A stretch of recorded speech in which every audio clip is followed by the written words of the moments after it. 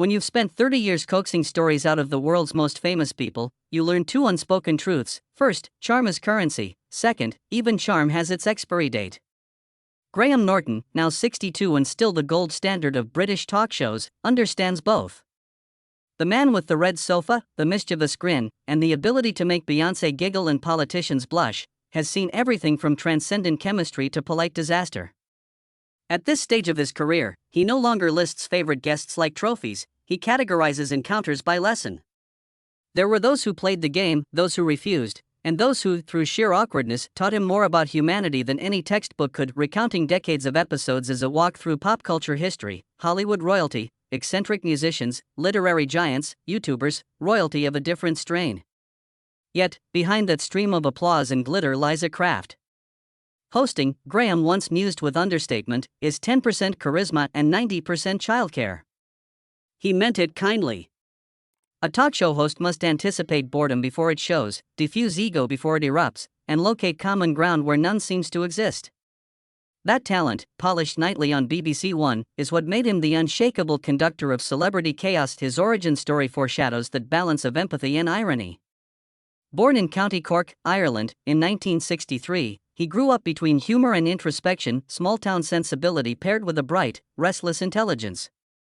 University in London expanded his vocabulary of sarcasm and theatre in equal measure.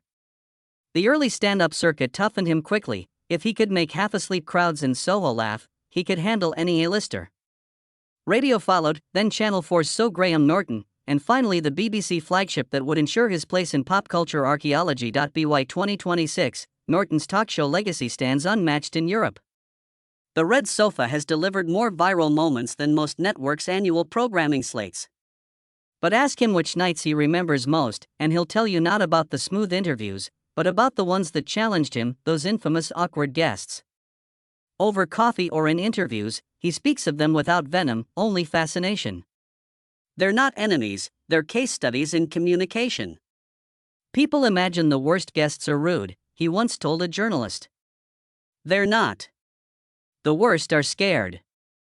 That shift in perspective, seeing arrogance as fear in disguise, defines his evolution. Youthful Norton might have rolled eyes at difficult stars, seasoned Norton studies them like puzzle boxes. When an Oscar winner arrives tight-lipped, he identifies nerves, not arrogance. When a pop singer absorbs too much attention, he gently redistributes conversation. The difference between train wreck and triumph, he explains, is empathy disguised as banter.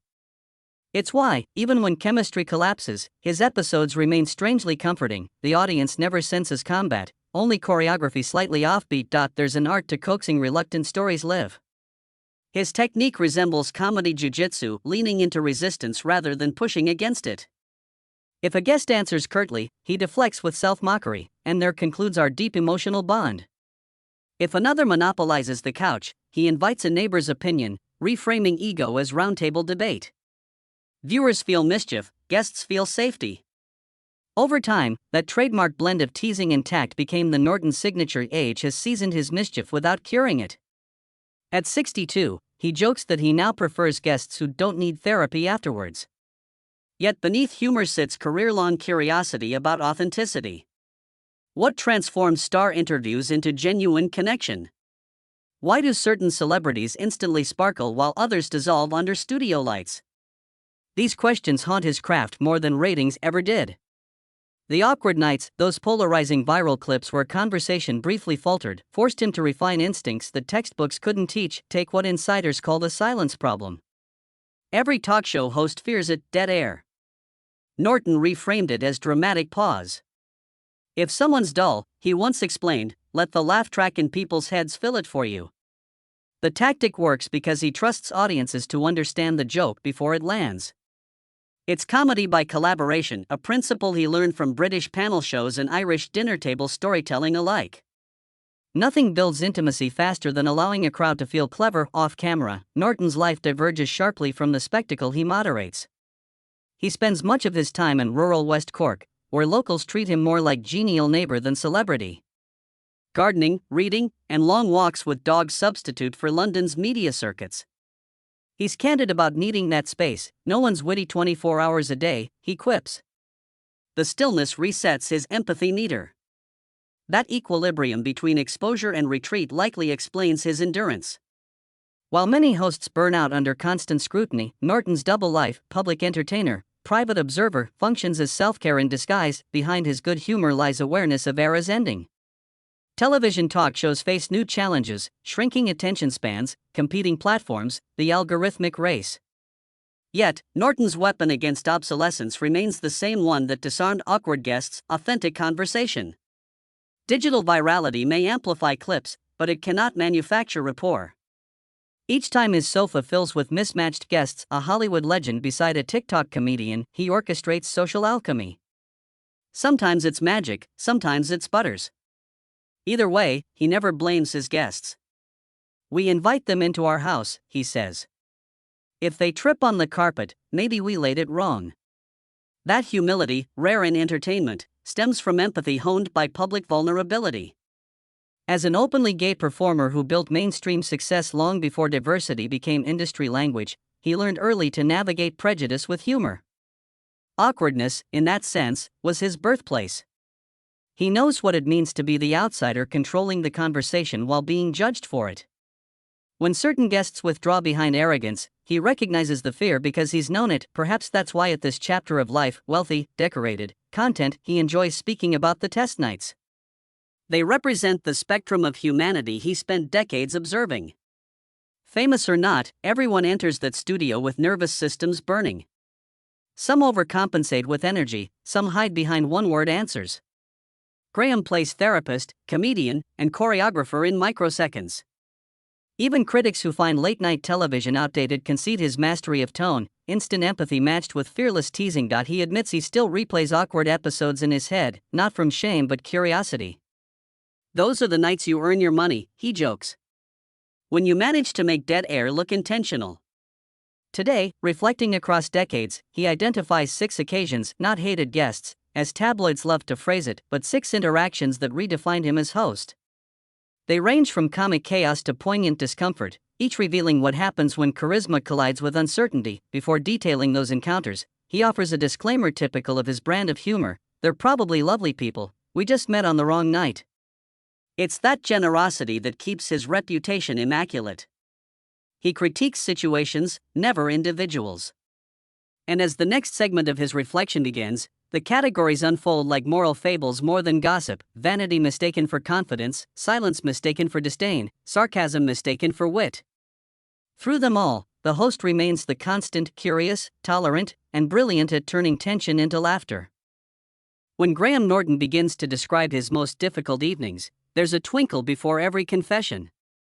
He never names guests to shame them, he identifies behaviors, patterns, the emotional choreography of live broadcasting. For anyone who has watched his show, the fascination lies not in discomfort itself but in how he reshapes it. At least once every season, a global superstar arrives still vibrating from a world tour or press junket, energy glazed with exhaustion. One such evening, the cameras rolled and a pop icon smiled through sheer autopilot, answering questions with the same 5 phrases rehearsed for weeks. Norton sensed it instantly. He calls this charm fatigue. The trick, he later explained, is comic empathy: acknowledge the fatigue before it kills momentum. So he leaned forward, whispered conspiratorially, "Are we both pretending to be awake?" The audience laughed, the star laughed, tension broken. It's not cruelty, it's permission to breathe, he says. That night taught him the rescue power of vulnerability, the reminder that even celebrities merit kindness disguised as mischief. The show's format, multiple guests sharing the sofa, breeds alchemy but also hierarchy. Place a comedian beside an Oscar winner, a novelist beside a viral influencer, and egos jostle silently. Once, an actor with extensive stage credentials grew visibly irritated when a younger guest's anecdote drew cheers. Graham watched rivalry bloom in real time. He intervened not by silencing it but by balancing it. You can talk over one another so long as you fistfight later, it keeps ratings up. Laughter equalized status. Later he reflected that jealousy, when handled with humor rather than judgment, humanizes rather than humiliates. Our job isn't to dampen ego but to orchestrate it. Every host confronts silence sooner or later, a guest so terse that every question feels like trespass. Early in his career, Norton might have tried to overfill the quiet, age-taught patience. During one notable episode, a musician answered questions with nods, giving nothing to the edit. Viewers would never know that backstage, the artist had received difficult personal news hours earlier. Graham sensed fragility, adjusted pace, and let conversation drift through safer anecdotes. The broadcast ended up tender rather than thrilling. Sometimes compassion means letting a show be uneventful, he later reflected. The silent guest reminded him that empathy outweighs performance metrics. Occasionally, a guest arrives preceded by headlines of arrogance, and everyone on the production anticipates disaster. In one season, such anticipation turned contagious. Crew whispers rehearsed caution. Then the star walked in, nervous and apologetic, terrified of confirming their caricature. Moments like that expose how gossip becomes prophecy, Norton says. By disarming expectation with silliness, a question about pets rather than politics, he uncovered warmth hidden beneath defense. The episode became famous for unexpected humility. The lesson stuck: never meet myth with suspicion, meet it with levity. If they built 10 walls, the joke is a ladder, he grins. Talk shows depend on rhythm, harmony ensures each guest gets melody and rest. Once, an entire ensemble appeared, a beloved boy band, whose youthful gusto threatened studio acoustics and order. Chaos reigned until Norton harnessed it theater style, dividing roles: leader, joker, spokesperson. Too many voices collapse into noise, he notes. By granting structure within spontaneity, he saved an episode that could have devolved into cacophony. Since that night, he keeps index cards ready, a subtle cue list allowing him to pivot when volume outpaces coherence. That plan, born of disorder, became a template others copied later. The most instructive crash happens when humor itself misfires. Norton, renowned for timing so perfect it seems effortless, once lobbed a sarcastic aside that landed cold. The celebrity misunderstood, interpreting tease as mockery. The audience exhaled in awkward sympathy. Every performer knows that sound. Without pause he followed, and that, ladies and gentlemen, is how my career finally ends. Relief exploded into laughter, self-deprecation turned disaster into connection. Nothing diffuses tension faster than owning it, he says now. That single beat rekindled his belief that humility isn't weakness on stage, it's the parachute that lets comedy jump higher next time. 6 nights, 6 varieties of discomfort, and 6 reminders that empathy disguised as wit drives every interview. What links them isn't embarrassment but adaptation. If you expect everyone to sparkle, he muses, you'll resent the ones who can't. If you expect humanity, you'll never be disappointed. That credo sustained him across decades when television itself transformed. In that vein, producers frequently remark on his lack of post-show resentment. Some hosts maintain blacklists, Norton keeps anecdotes. He's fascinated by behavioral patterns, not grudges. Between tapings, he and producers debrief as anthropologists might: why certain combinations ignite laughter, why others stall. The secret variable, they've concluded, isn't fame or wit, it's listening. To Norton, a host's greatest seduction tool is attention. Attention, however, exacts cost. He admits that constant empathy can drain the spirit. After certain tapings, you feel hollow, he tells friends. You've spent every piece of charm to keep the balloon floating. Hence his rural Irish retreat, the antithesis of stage light. There he can be wordless for days, a reset that renews compassion before the next parade of personalities. At 62, he's reflective without nostalgia. His book of anecdotes reads less like memoir and more like meditation on connectivity in an age of curated selves.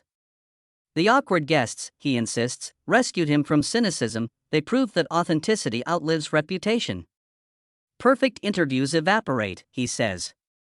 Awkward ones linger because they remind us talk shows are unscripted shared failure, and that's comforting. For viewers, this honesty explains his enduring appeal. They don't tune in solely for celebrity access, they tune in to watch a craftsman turn discomfort into community. The red sofa may look plush, but it's theater in miniature: 6 humans negotiating attention, humor, and vulnerability under fluorescent lights. Norton, conductor and jester, adjusts tempo with experience earned through every wince, pause, and misstep. If the audience laughs with you, not at you, then even failure becomes shared joy, he summarizes, a maxim he repeats to junior hosts who ask how to survive live television. Toward the end of conversations about those 6 moments, he invariably lands on compassion. Fame, he explains, magnifies insecurity. Some of my most awkward guests, he confides, wrote me afterward to apologize for nerves. That letter is the real interview. Beneath his mischief beats the empathy of someone who sees performance as self-defense. It's an understanding that turns awkwardness from enemy into muse. When Graham Norton looks back on his career today, he does it with the tone of a man who has survived the circus without losing the clown's heart. He doesn't romanticize every achievement or pretend the ride was graceful.